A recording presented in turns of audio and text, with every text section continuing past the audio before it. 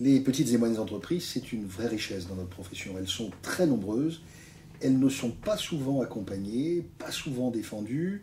Pour l'USP, c'est vraiment devenu une priorité. On veut véritablement les accueillir.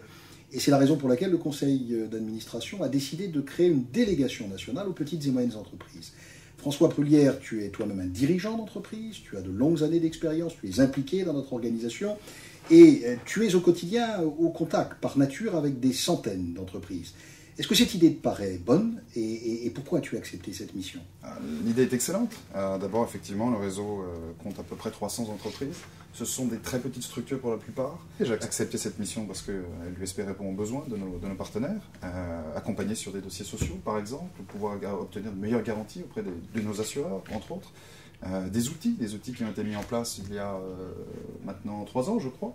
Un site qui nous informe régulièrement. On a besoin de remonter ces informations, j'ai besoin de remonter ces informations au réseau, apporter les solutions, on en profitera, nous les premiers, et puis derrière notre profession.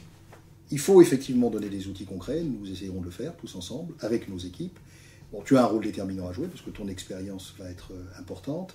Avec cette première démarche et ton engagement, c'est plus de 300 entreprises nouvelles qui vont bénéficier de l'ensemble de nos services. Je l'espère, effectivement, plus de 300 entreprises. C'est donc important parce que l'USP, qui est déjà moteur dans notre réseau national, va devenir une force encore plus présente, encore plus active auprès de ce tissu des petites et moyennes entreprises. Est-ce que tu penses qu'il faudra, à un certain moment, aller beaucoup plus loin et mettre peut-être en place des services spécifiques? Oui, bien sûr. Je m'aperçois déjà que ça a été très vite initié, très vite lancé. Je suis ravi que l'USP m'accompagne là-dessus. C'est une très bonne chose. Il y a déjà une multitude d'idées arrêtées, de propositions à faire. Il reste à les matérialiser et les envoyer rapidement. C'est prévu. Alors j'ai cru comprendre que tu allais mettre en place un outil pour permettre à toutes les entreprises, quand elles ne sont organisées nulle part, de prendre contact avec nous, avec peut-être un numéro central, et des services dédiés. J'aimerais qu'on ait un service dédié pour les TPE au sein de l'USP, d'abord pour répondre aux premières questions, voir un petit peu ce qui va revenir vers nous. Je sais que beaucoup de réponses existent. Avant de les laisser venir apporter quelque chose, donc il y a une campagne de communication qui va être faite vers nos partenaires, et puis derrière, en fonction des réponses, on va voir comment on va avancer, quelle va être la prochaine étape. Je sais qu'un article est prévu dans le magazine Sécurité Privée. Je sais aussi qu'une assemblée générale est prévue en 2010, qu'on aimerait bien y voir beaucoup de nos partenaires.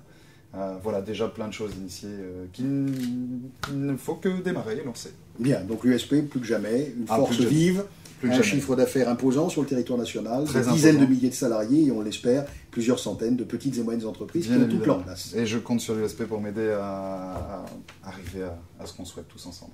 Parfait, merci François. Merci Claude.